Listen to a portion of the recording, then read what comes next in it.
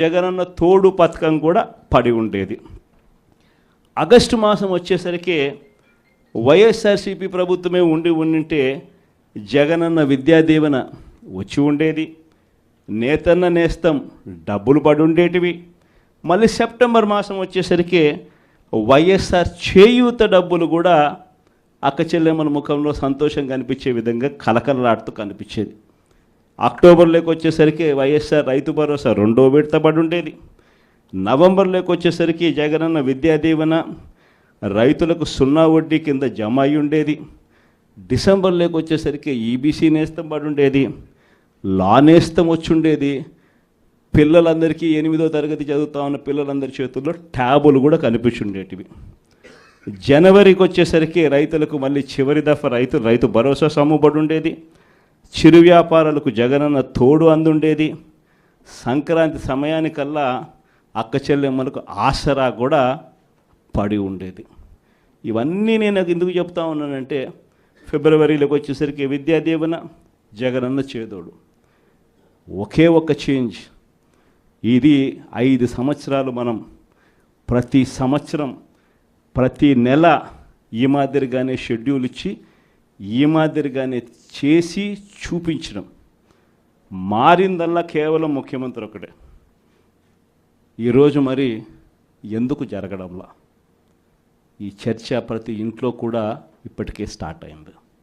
ఈరోజు ఏ ఎంపీటీసీ అయినా, ఏ జెడ్పీటీసీ అయినా, ఏ రాజకీయ నాయకుడైనా కూడా చిన్న స్థాయి నుంచి సర్పంచ్ స్థాయి నుంచి ఎమ్మెల్యేగా ఓడిపోయిన స్థాయి నుంచి ఏ నాయకుడైనా కూడా, వైఎస్ఆర్సీపీకి సంబంధించిన ఏ నాయకుడైనా గర్వంగా తలెత్తుకుని ఏ ఇంటికైనా పోగలుగుతాడు.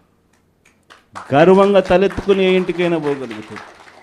కారణం ఏమిటనంటే, మనం ఏదైతే చెప్పామో అది చేసి చూపించడం.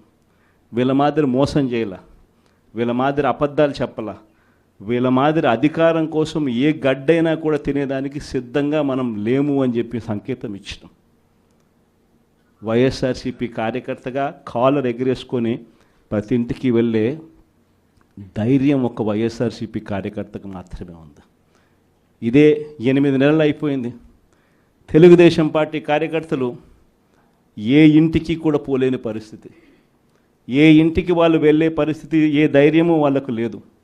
ఎందుకనంటే ఏ ఇంటికి వాళ్ళు వెళ్ళినా కూడా ఇంత చిన్న పిల్లోడి దగ్గర నుంచి ఇంత పెద్ద వయసులో ఉన్న వాళ్ళు సైతం ప్రతి ఒక్కరూ కూడా ప్రశ్నిస్తారు చంద్రబాబు నాయుడు గారి కార్యకర్తలను.